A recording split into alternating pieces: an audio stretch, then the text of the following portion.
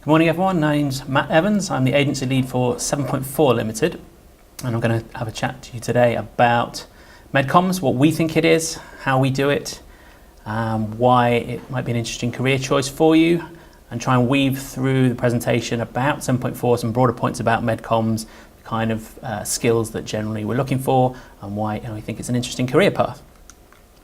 So we are a medical communications agency based in Oxford and Richmond down in London. And this first point is that those are two hubs in the UK for MedComms, as well as up in the northwest in the sort of Manchester, Macclesfield area. But there are agencies all over, but those are three central locations, as well as lots of individual one-man bands operating throughout the UK and throughout the world. On a boat off the Seychelles, out in New Zealand, Australia. It is a worldwide global industry. And I think that gets reflected in the clients that we work for. We work for global pharmaceutical companies at the global level. This is something perhaps that gets talked about when agencies present, and the difference between working with the global headquarters of a pharma company versus their local UK, Spain, Italy office. Generally, we tend to work at the global level, and the plans and the tactics that they roll out to those countries and regions. MedComms, as I'm sure most of you are aware, it's working with the pharma industry to raise awareness about diseases and treatments, educating primarily healthcare professionals. Tends to be a little bit more on that side than patients, but patient communication is involved, about the benefits and risks of new therapies, always supported by clinical and economic data. It's not PR, it's not advertising, it's not journalism, and it's not publishing. Those are separate entities and usually are dealt with by a separate agency. Some agencies and their networks will have agencies representing those disciplines within them, but MedComms, or MedEd as it's sometimes called, is usually a separate part. Now, it's not advertising and it's not PR, but one of the things we talk about at 7.4 is that we offer the clients the perfect balance, this mix of scientific integrity and commercial acumen. Everything is grounded in data in MedComms. Everything has to be evidence-based or the audience won't buy it, frankly. But you can't ignore the fact that the pharma company has a drug that is a brand, and it's coming into a marketplace, and it will have competitors, and it will have a life cycle. So there is a commercial element to what we do, and you need to be comfortable with that if you want to come into a career in MedComms and understand that. Some people say that the mix between those two things is what distinguishes the scientific side of the business, perhaps with the client services side of the business.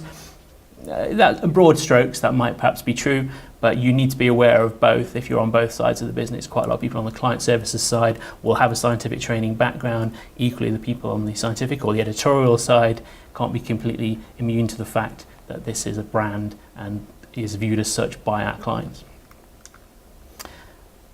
We work in teams and with teams, so there are a lot of disciplines that we work with within the pharma company, but there are also disciplines within MedComms, and you can pursue a career in any of these, and you can switch between them, which is one of the nice things about MedComms, is that you can start perhaps on one discipline, on the editorial side maybe, and you look over and see what your colleagues on the client service side are doing, thinking, I quite fancy a bit of that, and it's quite easy to move between the two, particularly so at 7.4 and the other agencies within AMICULum, which I'll come to in a minute, because we are not particularly locked into specific job titles and job descriptions.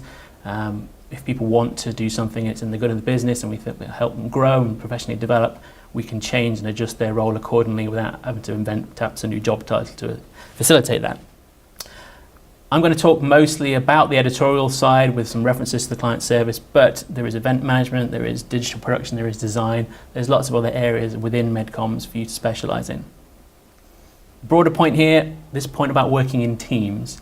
You've got to be able to be a good team player, because MedComms projects pass down a chain, literally pass down a chain between people who have written something perhaps to someone who's reviewing it, to someone who's editing it. And we talk to a lot of people coming from academia and say, do you work in a team? Yes, I work in a lab, there's lots of people in it. They just work next to people. There's people on another bench and nearby in the same room. Their individual project or their experiment doesn't necessarily pass from one person to the next. You've got to take that into mind when you're coming into MedComms, because you will have a task list and you'll be doing things and you think, oh, I'm going to get that done for Wednesday. Might slip to Thursday, Friday, but somebody else was planning on reviewing that on their Thursday and Friday and perhaps editing it, and then it was going to go due to the client. And you can't just operate as a one-man band when you're in an agency. So teamwork is very key. In terms of what the projects MedComms deals with, it's quite hard to talk about this, particularly to an audience of people who are perhaps not in the industry, because we tend to lapse into jargon and acronyms and talk about things which we think everybody understands what they are, but perhaps is not so obvious when you've not been in the business as long as we have. We put ourselves out as being a full-service MedComms agency, as most agencies do, and I always tend to refer to it like a pie, in that each of the agencies has probably got the same kinds of slices. It's perhaps just the size of the slice that varies between agencies. So we do similar project mix, but perhaps the proportions of those varies between agencies. Some agencies will have bespoke offerings and that other agencies might not have, but generally when you'll hear agencies presenting, these terms will come up a lot. So hiving it off into categories, perhaps we've got scientific meetings, satellite symposia, standalone meetings, advisory boards are always interesting from a scientific perspective. That's where a pharma company will get 10 or 12 world-leading experts in a field into a room and discuss with them what's happening, what do they think of the new data, and it's really interesting being the medical writer in the room and hearing that high-level discussion and then writing up the meeting report from it. They're always interesting to do. Anything with medical affairs departments within the pharma company, and they tend to be the ones that are responsible for publications and publication plans, abstracts, conference presentations, and those are the things which are perhaps most familiar from people coming from an academic audience. The commercial side, what we've labelled commercial side here, is another facet of the industry which perhaps people don't always realise, is that MedComms agencies do a lot of work for pharma, for training their internal teams. If you think there are people joining GSK, joining Pfizer, joining AstraZeneca, they may not know anything about the drug and the therapy area that they've been asked to work on, and so they have to go through internal training to get up to speed on that disease and that therapy area, and that's something that MedComms agencies also help with. And digital is sometimes purported as a separate aspect to MedComms. It's usually these days just the medium in which a lot of these other things get delivered, to be honest. One of the things about 7.4, we say we do all the usual things, but we think we do them unusually well. So these are some genuine quotes, I've not made these up, from the clients that we work with. And this is part of what the benefits of working in MedComms is. It's a client service agency. Clients come with their own challenges. They come with their own issues in terms of client management. But when you get that feedback, after you've completed a successful event, after you've delivered a successful project, and they say how well received it was, it can give you a bit of a boost. You get to travel. These are some places that we've been just in the last 6 months. Can be glamorous, but generally you end up eating just a lot of room service. You'll find you'll see the airport and you'll see the hotel or the conference centre. You might not necessarily get a chance to go look around the Sagrada Familia. But you do get to travel, and that's quite an interesting part of the business. And we try and make that a little bit more interesting at 7.4. We've got our 3 little mascots, 7 and 4, and the teams take with them on site and try and snap a photo of where they've been, or judging by the slide here, what we've drank afterwards. And these go up in our Oxford office, and we keep it's a little travelogue of where we've been and what we've been up to, just to try and keep the travel interesting. It's a varied day most of the time. MedComms, it won't be different. And to be comfortable with MedComms, you've got to be comfortable with your to-do list changing very rapidly. You'll come in and perhaps have your to-do list for your Monday, and you'll tick everything off, and that'll be brilliant, including doing your timesheet at the end of the day, which is very important because we bill clients by the hour most of the time. But equally, there'll be other days where you do your team meeting first thing perhaps, and they say, right, clients come in, they need some study overview slides doing, and they need them by tomorrow or the end of the week, and that other stuff goes out the window. You're not alone. There'll be a team around you, and there'll be conversations to be had with the client about, okay, yep, we can do that last minute request for you, but that thing you were going to get today, that's going to have to be Thursday now. And there'll be conversations internally about, well, who could take that off your plate that you were going to do. But if you get freaked out by the fact that your to-do list might change every day, then honestly, MedComms is not going to be for you. We talk about having friends to call upon if needed at 7.4. So we're part of AMICULUM, which is a cluster of agencies that deliver MedComms throughout the world, each of which has its own different identity. It's also quite hard to communicate how this arrangement might differ from other arrangements that talk about a network of agencies and being part of a group. Again, it's something perhaps you understand when you've been in the business a little bit more, but each of these agencies has its own identity, has its own ethos. There is an overarching AMICULUM ethos as well, but if you went and interviewed with each of these agencies, you'd feel that each of them had a different culture and had a different environment, but they had a common theme running through them.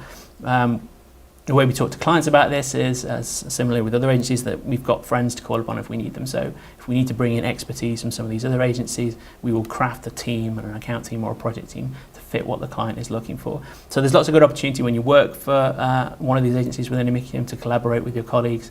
Again, perhaps try different things, try working with different people and different clients, but equally you feel that you're also part of your own standalone agency.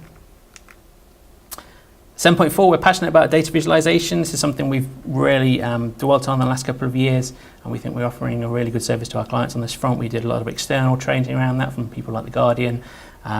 We have then created a bespoke series of internal training courses that everyone goes through. We submitted our entries for the Information is Beautiful Awards last year, which we were very pleased to be longlisted for, and we're going to do the same again this year.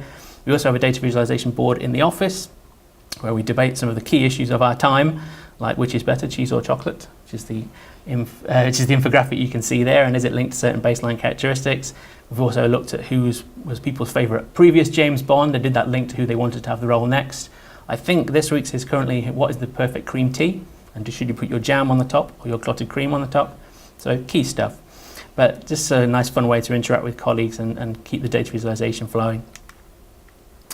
So what do we look for someone coming into MedComms, and what are some of the skills you need to have?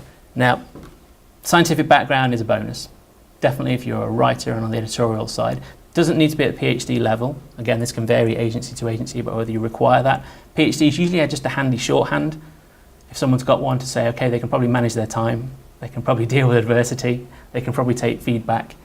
But if you can demonstrate those skills through other things that you've done, you don't necessarily have to have a PhD. I think it's slightly a historical artifact, and that a lot of us that ended up in MedComms had done a PhD because we didn't realise MedComms was there before we did the PhD. And so it seems that a lot of people in MedComms have got PhDs, but that was usually just we haven't found this as a career until after doing them. You've got to be able to write, you've got to be able to communicate, I suppose, if you're talking about a broad aspect of the industry.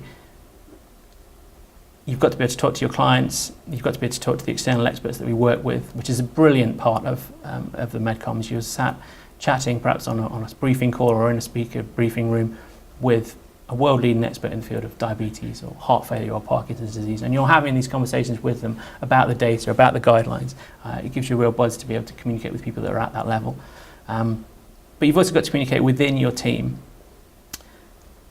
Time management, as I mentioned, we bill by the hour, and most agencies will do, so you've got to be aware that you've got a finite amount of time to do something. When you get into the business, allowances get made, and you will always be given more time, and you'll always be coached through it and briefed well, but ultimately the client is paying us for doing that within a certain time frame and for a certain budget, and so you can't always read every paper around on that subject before you put pen to paper.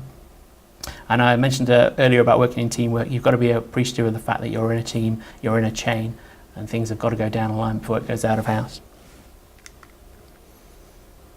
We advocate doing your homework. When I got into the business a while ago now, I found an advert in the back of New Scientist, and that was it. I hadn't heard of MedComms before that. I'd done a PhD, I'd done a few postdocs, thought I wanted to do something different, but didn't know that MedComms was out there as a field. There was something else that you could do. Resources now, like the first MedComms job site, which one of our new starters has recently put a post on, things like the Getting Started in Medical Communications Guide. Look into it and look into the business before you get started. That'll help you when you're going for interview agencies as well, if you've got some understanding of what the business is and what the different agencies are. But also try and talk to as many of the agencies as you can at careers events, if they offer a dialogue, perhaps getting in touch with them, because they are different. We don't pretend that 7.4 is going to be the agency for everybody. Other agencies will do different things, but they'll do them in a different way, and you've got to really find out what the culture and the ethos of that company is and find the one that's right for you. So that's the end of my talk. If you do want to get in touch with us, we're always interested to hear from interesting people, so let us know at work@7.4.biz. Thanks very much.